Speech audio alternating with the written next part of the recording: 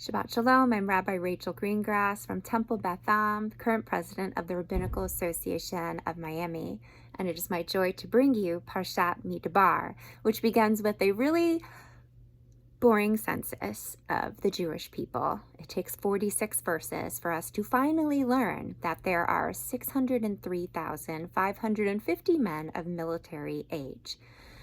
So, while we look at this and may think, wow, I hope that my kid doesn't get this for their bar bat mitzvah portion, our rabbinic commentators actually say that this teaches a really important and fundamental truth, that individuals matter. Individuals matter, and so it is very important for each and every person to be counted. And yet, we learn in the Talmud that we shouldn't count one another. Rabbi Yitzchak said it is prohibited to count Jews directly, even for the purposes of a mitzvah in Yom 22.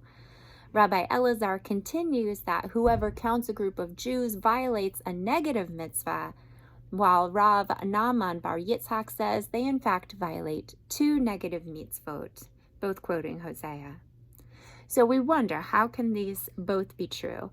How is it that it can be so important for God to count us, but not good for us to count one another? What is going on? Well, the Mishnah talks to us about the creation of each and every human being. And it sends this message that never before in the history of creation has there ever been another human being just like you, and never again in the history of the world will there be another human being like you. So this is what makes God so unique, right? That God creates each and every one of us as individuals with no repetition. The Mishnah says, therefore each and every person is obligated to say, for my sake was the world created. My favorite line from Rab Nachman is that the day you were born is the day God said the world could no longer exist without you.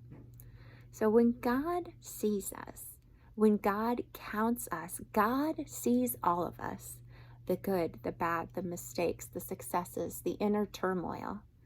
It is only because God knows every inch of us, inside and out, and every thought, that we say that God can be the source of unconditional love for us, because God sees us completely. So when God counts us as fully who we are.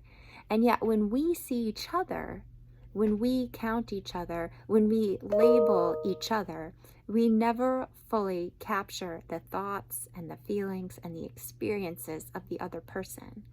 When we count one another, we are limiting them to our boxes.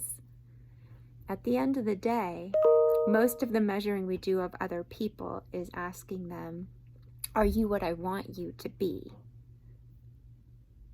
We should not rely on the yardsticks of others. We're taught.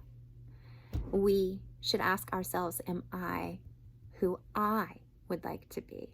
Am I who God has sent me to be? We are human beings faced in a world that is utterly broken in so many ways. And so we're called upon to ask ourselves not just what can I do, but also what is it that I can uniquely do? How can I, with my unique gifts, my talents, my passions, my strengths, best serve God? God's love is a call to service, and we answer not as human beings in general, but because of who we are uniquely and differently. We, each of us, is unique and cannot be replaced. God has created us. God counts us. So let us count ourselves and show up and make this world better because of exactly who we are. Shabbat Shalom.